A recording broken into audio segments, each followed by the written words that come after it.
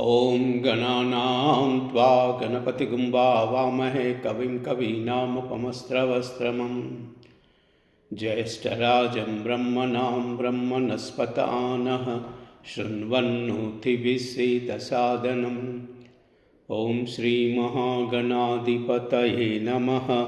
श्रीगुरुभ्यो नमः। हरिः ओम्। आरूढ शिवानंद लहरी 71 to 80 श्लोकास् 71 to 80। आरूढ भक्ति गुण चिंतित भाव चापयुक्तै शिवस्मरण भान गणै अमोघै निर्जित किल्बिषरिपुं विजयी सुधीन्द्रः सानन्दमावहति सुस्थिर राज्यलक्ष्मी।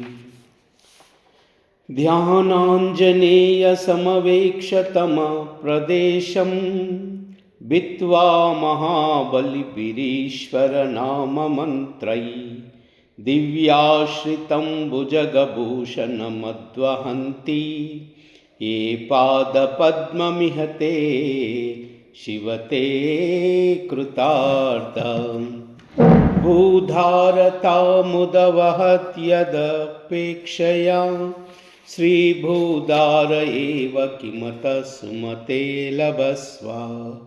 केदारमाखलितमुक्तिमहौषधीनां पादारविन्दभजनं परमेश्वरस्याम्। आशापाशक्लेशदुर्वासनादि वेदोद्युक्तैर्दिव्यगन्धैरमन्तैः आशाशाटिकस्य पादारविन्दं चेतः पेतिं वात्सितां मेतनोतु। कल्याणीं सरसचित्रगतिं सवेगं सर्वेङ्गितज्ञमनघं ध्रुवलक्षणाढ्यं चेतः तुरङ्गमधिरुह्य चरस्मरारे नेतः समस्तजगतां वृषभाधिरूढाम्। भक्तिर्महेशपदपुष्करमावसन्ति कादिम्बिनीव कुरुते परितोषवर्षं। सम्पूरितो भवति यस्य मनस्तटाखा स जन्मसस्यमखिलं सफलं च नान्यत्। बुद्धिस्थिरा भवितुमीश्वरपादपद्मासक्ता वधुर्विहरिणीव सदा स्मरन्ति सद्भावना स्मरणदर्शनकीर्तनादि सम्मोहितेव शिवमन्त्रजपेन विन्ते।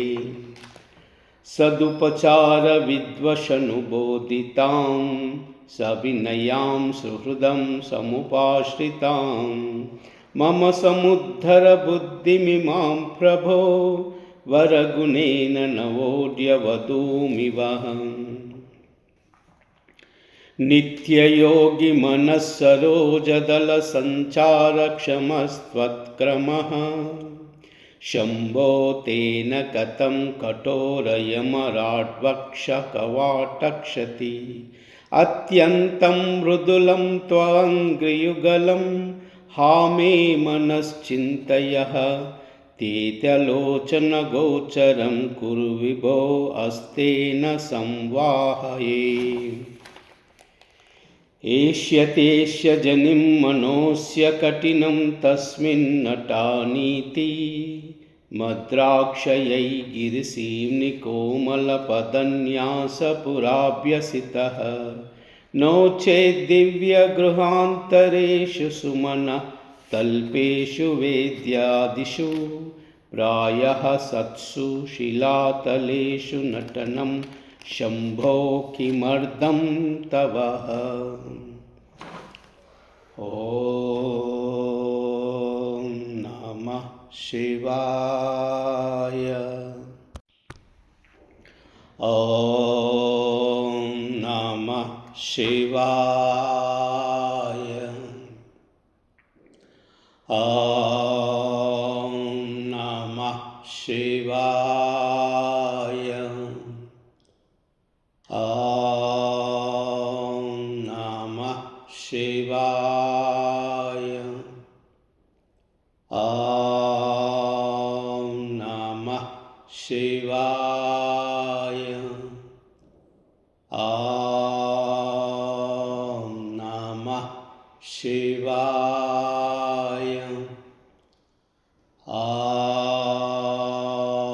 नमः शिवाय। ॐ नमः शिवाय। ॐ नमः शिवाय। ॐ नमः शिवाय। ॐ नमः शिवाय। ॐ नमः शिवाय। सर्वमंगल।